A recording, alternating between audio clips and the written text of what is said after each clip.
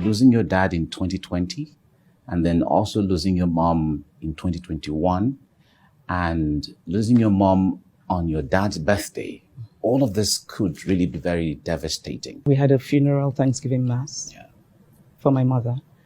And my siblings and I were all seated in the front pew. We were all wearing purple, which is my mother's favorite color. So at some point during Mass, the parish priest of my hometown, whose name is Christopher Eze, takes the microphone and he starts talking about me. Chimamanda said the church collects money too much. Chimamanda insults the church. Chimamanda doesn't want us to feed the widows. It was just really shocking. And his tone was very hostile. At your mom's funeral? Yes. So if this priest had written something to criticize me, even shouted at me at any other venue but the Holy Mass at my mother's funeral, it would have been okay. I really would not have minded. I then thought that I needed to address what he had said, so I asked for the microphone. And so I went up to the altar and, I tried very hard to be very calm and very respectful. I told the congregation, I think that this man has misrepresented me. My point is not about not wanting to support the church. My point is about ambushing people, forcing them, and particularly in a church where there are people who can afford it and who are very happy and willing to give. Why do you need to ambush poor villagers who can hardly feed themselves? So after I spoke and I sat down, there are two men who were there, prominent men. They both stood up and said they wanted to speak as well. And they said to the priest, this is wrong. We're here to mourn her mother. After they sat down, the priest took the microphone and continued talking about me.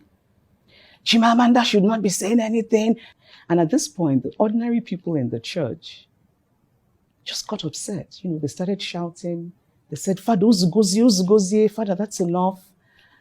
This man just would not stop. My husband is usually a very calm person. My husband is known to be really even-toned. But that day in church, he was incensed. He got up. My husband was banging on the pew, shouting at the priest, telling him, stop it, this is wrong. My brother wanted to fight the priest. So we got up, my whole family, our friends who had come to honor my mother, and we walked out of the church. So that's how my mother's funeral Thanksgiving Mass ended, like that. Wow. Apparently he said, because we had left, that Chimamanda is not the only one that has written a book. I too have written a book. She's not the only one that has gone to America. I have also gone to America. I actually had wanted to say a lot more about the priest that day, but I decided that no, I shouldn't. I did not tell them other things, such as how this man had bullied my family when my father was buried about money. How when we presented a cow to the church, he was upset. And why was he upset? We should have monetized it. He wanted the money. How when I gave money to the church for the bazaar, because I knew that this man always wants cash, I made sure to go and get cash. Because if you write a check or want to do a bank transfer, he doesn't want that. He wants the cash. I should say, though, that, because it's very easy to make things very blanket. There are people in the hierarchy of the church, in the Nigerian church, that I have a lot of respect for.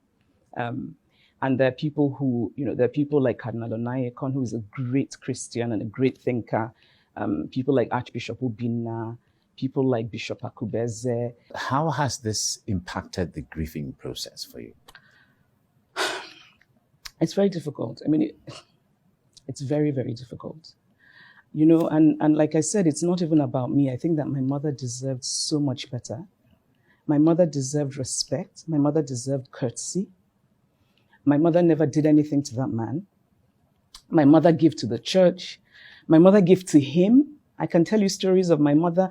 We should take drinks. And this man did not think my mother deserved the respect, the basic courtesy of having a funeral that would not turn into a raucous market. Because that's what happened. And so it's been very, very painful. I cannot help but think of, one of the Beatitudes. It's the second Beatitude.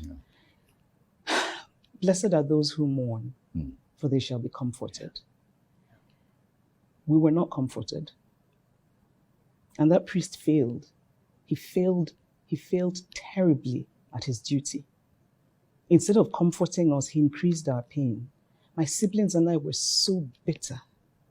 And I cannot tell you how, I should be allowed to mourn my mother in peace. But I haven't been able to. I haven't been able to because of what this man did. And I haven't been able to because this man has not faced any consequences for his action. And it just kills my spirit that this happened at her funeral.